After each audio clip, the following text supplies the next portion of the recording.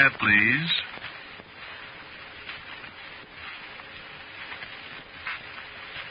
Quiet, please.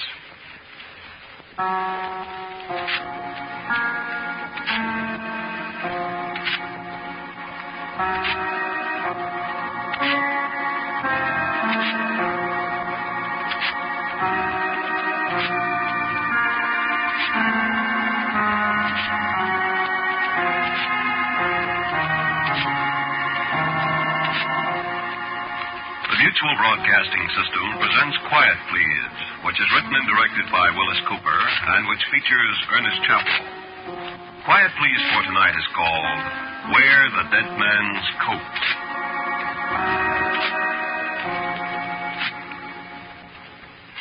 Let me see. Yesterday, that's 1 day. The day before, that's 2. The day before that, that's 3 days. It's 3 days, all right. The doc was right. So that fixes me. You think it don't? Well, listen. You wouldn't know Kidneyfoot Cassidy, would you? Yeah, of course you wouldn't. You might have seen him if you was ever walking along Canal Street around 6 in the evening in the summertime, or if you was down near Wabash and Van Buren under the L of a winter afternoon. He was the guy that put the bite on you for a dime to get to Oak Park because he'd forgotten to spend his last 15 cents for a magazine. He'd show you the magazine, offer to give it to you for a dime. But you never took it. You slipped him a dime, and a dime, and a dime. And pretty soon you'd have enough to go to Racine if you wanted to. And that's the price of a half pint of the brown stuff in the bottles. He ain't panhandling anymore. He ain't doing nothing. The cops got onto that Oak Park gimmick of his after a while, and Kidneyfoot was a little slow in the head, see? Well, he's been doing that one so long he couldn't work up a new kind of bite, so for quite a while he ain't had many dimes. I used to see him a lot around Wabash and Van Buren, or in the summertime over on Canal Street. Ain't nobody gonna see him anymore. Any place. He's dead. Ain't anybody gonna bawl over Kidneyfoot Cassidy if there's to be any ballin' done, bawl over me. 3 nights ago it was. I was coming out of the drugstore there into the L. It was around 12:30. I just had a cup of job and a donut. Who should brace me but Kidneyfoot Cassidy? He come waddling up, walking like his feet hurt him. That's how he got his name. His right name was Waller. And he put the old Oak Park bite on me. Pardon me, mister. I got to get to Oak Park, see, and I spent my last dime. Hiya, Kidneyfoot. Oh. Hello, Floyd. Never recognized you. What do you hear from the mob? What mob? Where's your overcoat? Hmm? Oh, I lost it. You got 2 bits? How'd you lose it? Hmm? Oh, I was asleep over there alongside the Polk Street Depot, and somebody took it off me. You got 2 bits? I got a dime. I got 14 cents. Ain't you cold? Hmm? Yeah, I sure am. Yeah, it's been awful cold, ain't it? You'll freeze to death. I'm going to get me a coat tonight. How? Hmm? I don't know. I got to get one or I'll freeze to death. Give me the dime, will you, Floyd? What you been drinking, Kidneyfoot? Hmm? Oh, I ain't been drinking. Give me the dime and my 14 cents, and I can get some stuff for a fella over on Plymouth Court. Yeah, you get to drinking, Kidneyfoot, you're sure going to freeze to death. I'm going to get a coat. Well, how? Take it away from somebody. Come on, let's walk over to Plymouth Court and find a fella and get us a drink. I'm cold.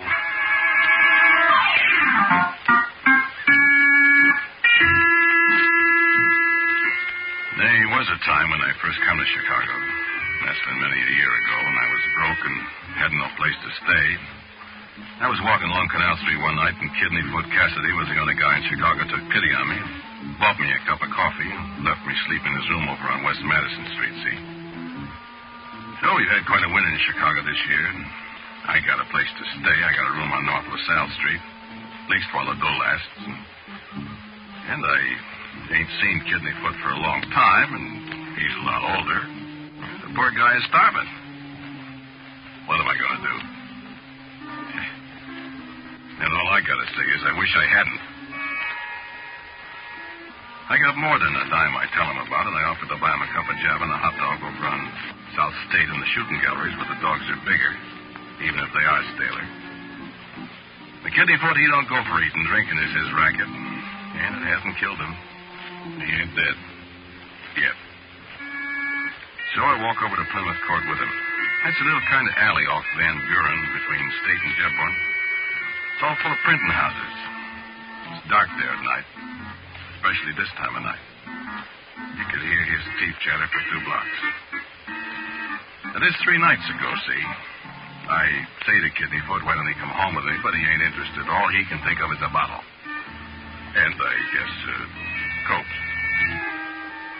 So, we get the bottle from a little guy in a big overcoat like a Mackinaw with a sheepskin collar that come out from between a couple of buildings in the dark.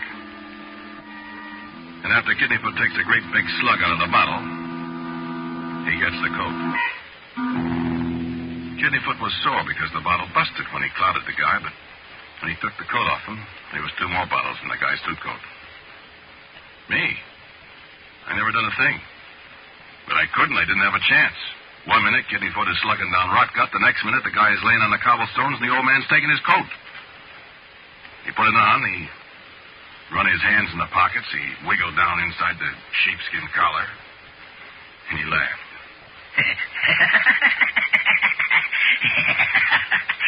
Hey, I'm warm, Floyd.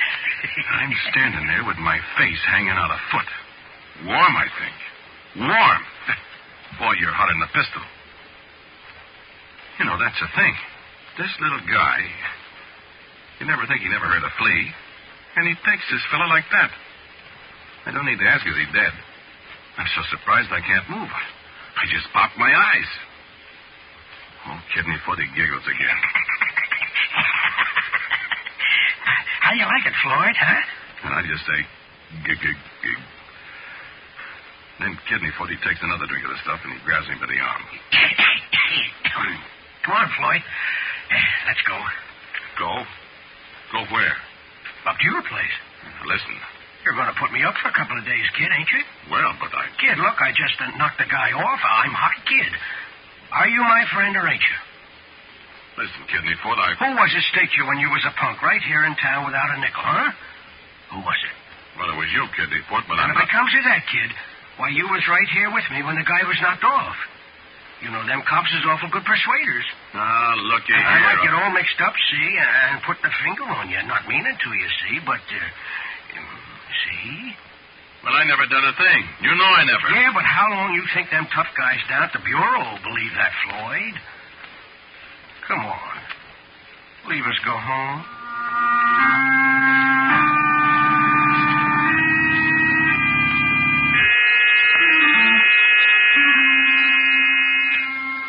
All right, so what could I do?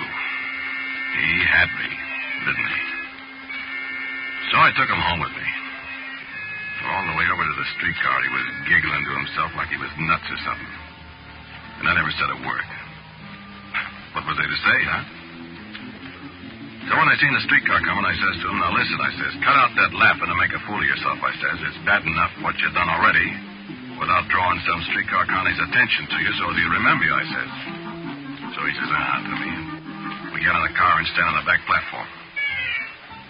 We're just crossing Randolph Street when he looks up at me and he says, It sure feels warm, Floyd.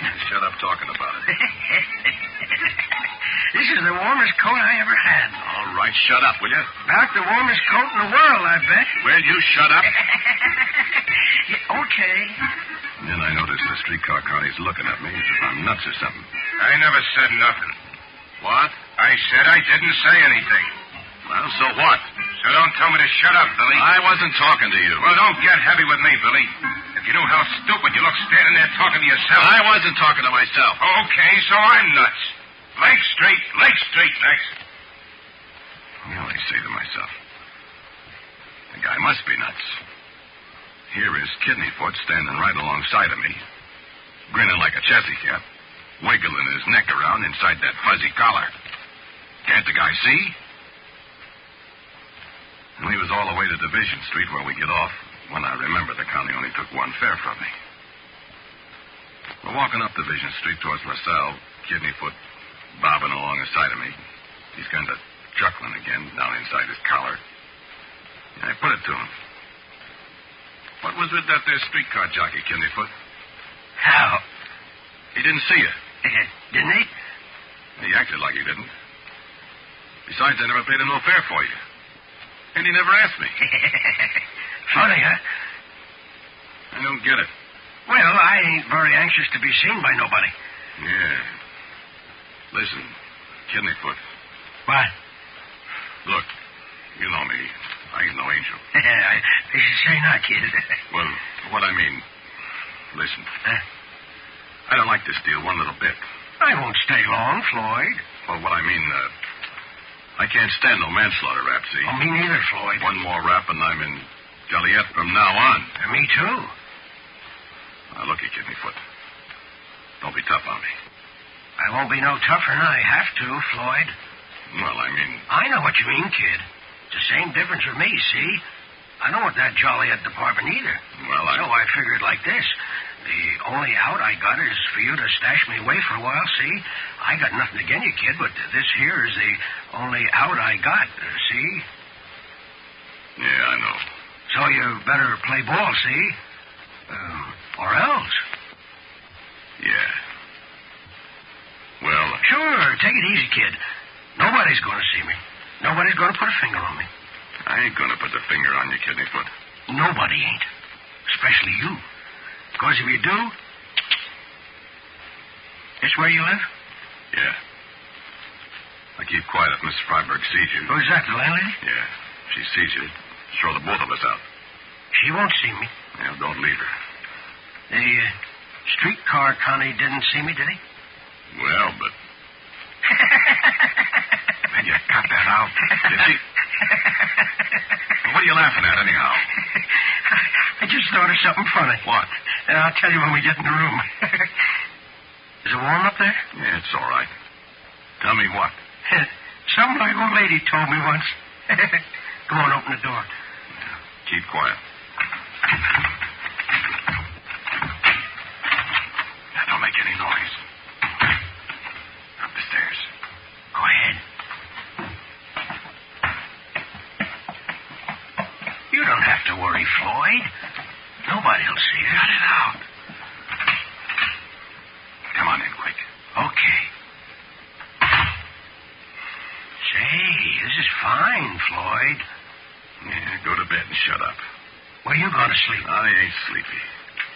What you need is a slug of stuff. Then you'll sleep. No, I don't want none. Take off that coat and go to bed. Oh, no. No, I don't want to take it off. I like it. Suit yourself. Only don't make any noise. Don't you want a drink? No.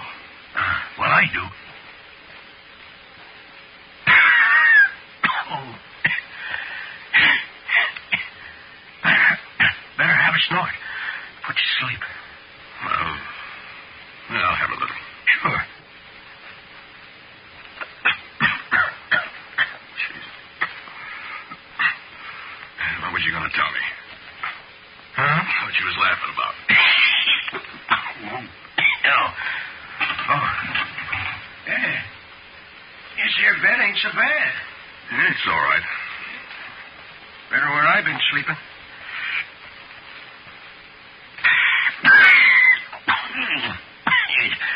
It's warmer, too. Oh, this coat. I'll have a little more of that stuff. Sure.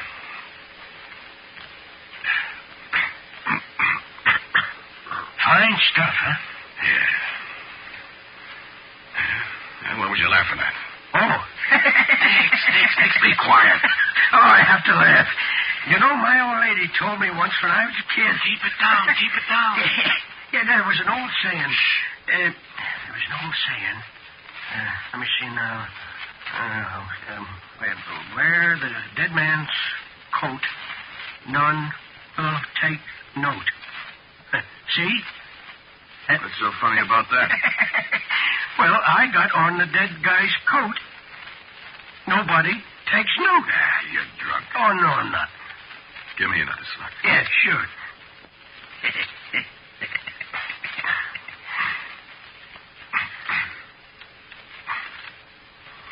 tell you you're nuts. She used to tell me about an old guy. His name was John Thomas Grady, his name was. So John Thomas Grady, he knocked off a judge. This was in the old country. And nobody ever seen him from that day to this. Yeah? How come? He put on the dead man's coat. I don't get it. People couldn't see him. So, see? He can't see me either. I can see you. Nobody else can. Give me some of that. How can I see you if nobody else can? Because you was in on it, I guess. I don't know how it works, Floyd, but that's how it is. I'm invisible.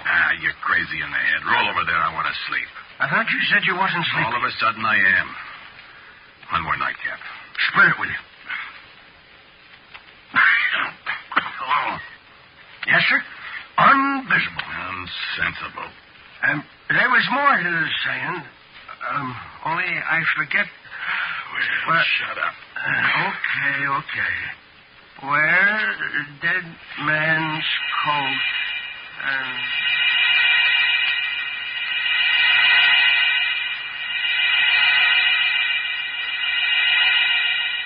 I woke up and I was freezing to death.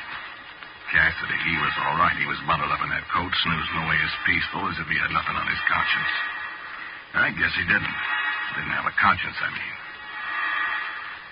My head was banging like a boiler factory. That there two-bit whiskey jars your teeth loose if you ain't used to it like Kidneyfoot Cassidy was. Yeah. I sat there on the edge of the bed and I thought. The more I thought, the worse it got. I was stuck. He had me. If I beeped, he put the mark on me, and where he went, I'd go to. Didn't do no good to think. All because I'm a good guy. Because Cassidy had to have an overcoat. No cop in the world would believe me for a minute. Oh, I need a drink. Bottle's empty. I sit and look out at the brick wall next to the window. I look at Cassidy all warm in his new coat and sleeping the sleep of the just. Yeah, I'm going to wake him up, too. Then there's a rap on the door, and it opens, and I'm ready to jump out of my skin. Boy, am I scared. Good morning, Floyd. Good morning, Mrs. Freiberg. I tried to throw the blanket over Cassidy. Good morning. Didn't you forget something yesterday, Floyd? Yet?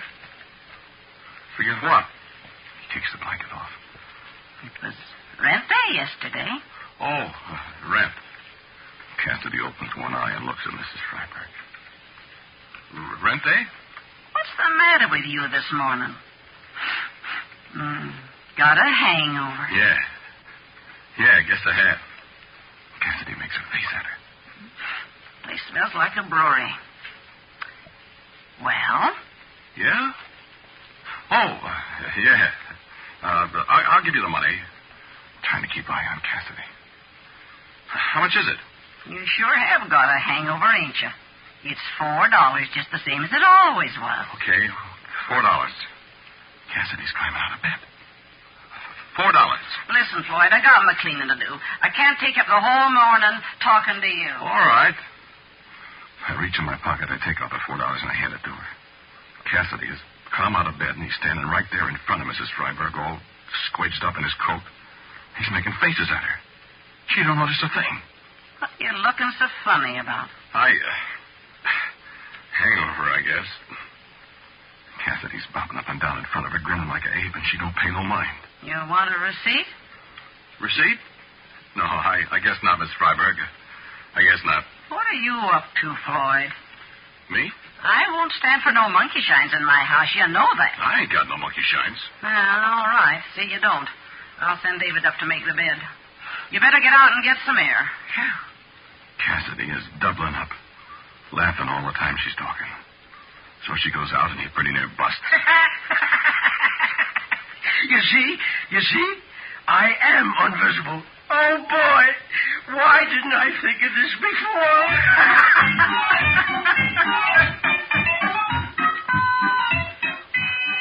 Well, what you gonna think? He was right there. He done everything but pinch the old lady, and she never seen him. Did you ever hear that before, getting invisible wearing the coat of a guy you killed? Yeah, I never did either. But, boy, it's no kidding. Sure. Him and me went out right past the houseboy David. He speaks to me. Don't give Kidneyfoot a tumble. We walk down the street, and Kidneyfoot deliberately walks right into a guy, and the guy begs my pardon. The guy at Thompson's thought I was cuckoo when I ordered 2 breakfasts. He thought we was only me. Kidneyfoot slips his mid into the cash drawer, lifts a couple of $10 bills. He snatches a handful of nickels and dimes from a newsstand. Just like everybody but me was blind to him. And then we're back at the house and we read the newspapers he pinched. There's the item about the fella that got killed. Mystery. And the old chills begin to crawl up my spine when it says the cops have got a clue. Yeah, maybe they have, maybe they haven't, but there was 2 of us there. There's only one of us that anybody can see. It's me. All the time, Cassidy sitting there wrapped up in that coat, that dead man's coat. And I say to him finally, Cassidy, will you take that coat off? Floyd, I can't take it off. Why not? I tried it. It won't come off. Stop it. Unbutton it and take it off. Floyd, I tell you, I can't take it off. Are you kidding? I'm not kidding. The buttons won't unbutton. I gotta keep on wearing it. Hey, let me try. Gosh, I can't get it unfastened. I know you can't, Floyd. I remember the rest of the saying. What saying? About the dead man's coat. It's something about how you're dead when you take it off.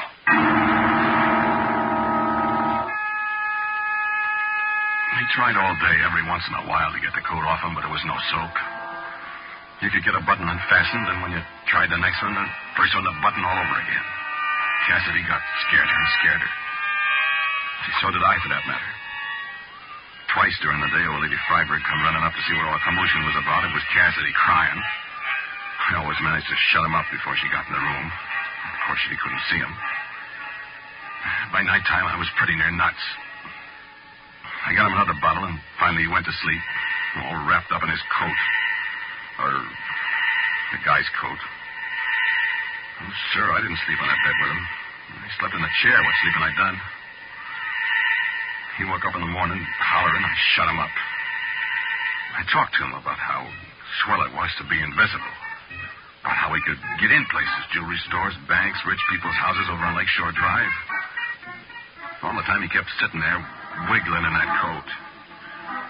He'd be trying to take it off, and then he'd all of a sudden think about having to be dead to get it off, and he'd stop. So I keep on talking about how nice it is to be invisible, and he's fidgeting and not listening much. After a while, an idea came to me. It would be nice to be invisible. And it would be nicer to be invisible and not have Kidneyfoot Cassidy around. I guess my talking to him kind of run down. What's the matter with you, Floyd? Me? Nothing, Kidneyfoot. You're looking at me awful funny. Am I? Give me a drink. So I give him a drink. I went out and I bought 2 more bottles. 5th.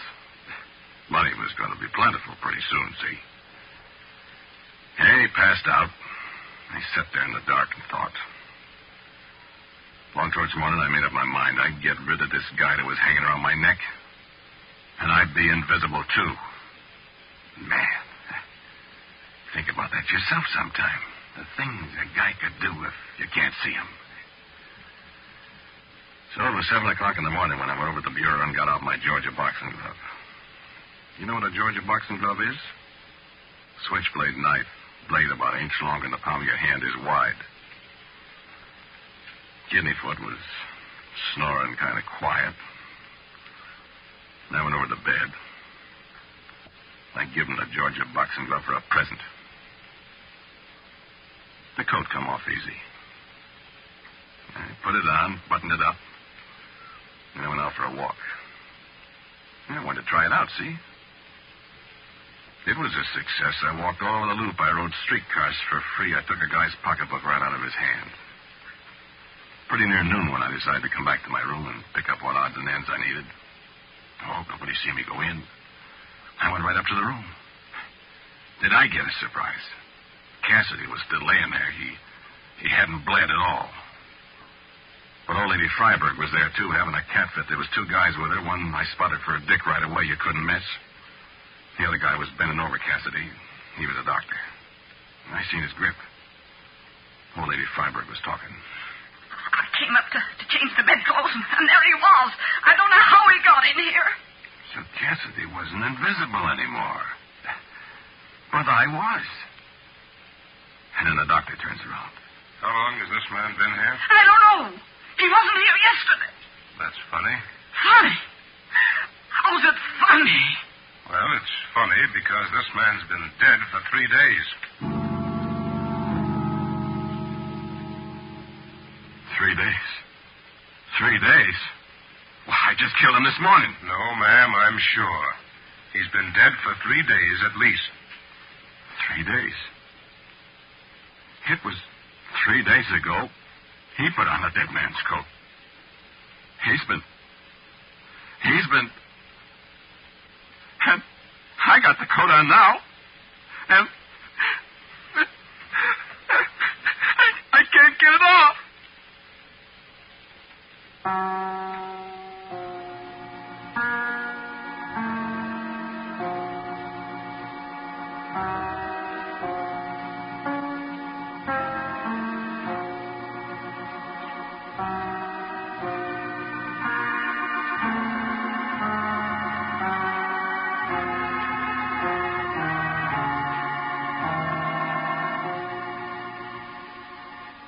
You have listened to Quiet Please, which is written and directed by Willis Cooper. The man who spoke to you was Ernest Chappell. And Ed Latimer was our Cassidy. Leora Thatcher played Mrs. Freiberg. And Morton Lawrence, who played the conductor, was also the doctor. The original music for Quiet Please is composed and played by Albert Berman. Now, for a word about next week's Quiet Please, here's our writer-director, my good friend, Bill Cooper. The story I've got for you next week I call Sketch for a Screenplay. It's about a man and a woman and an airplane, and Hollywood, and a number of other things. By the way, friends, Mr. Cooper and I have been wanting this chance for many, many weeks to ask you what you think of our broadcasts. We'd very much appreciate a short line from you as to how you're enjoying Quiet Please. Just a brief note. Now, until next week,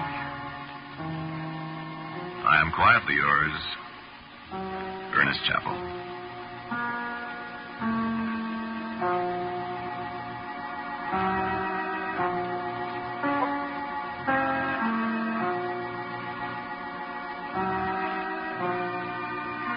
Quiet Please comes to you from New York.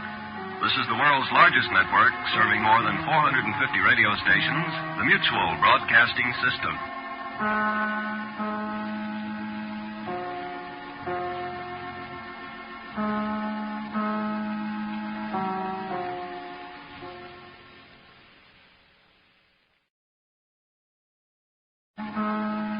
Spooky Ventures is the home for spooky content and spooky merchandise on the web. Check it out today at spookyventures.com. And remember, always keep it spooky.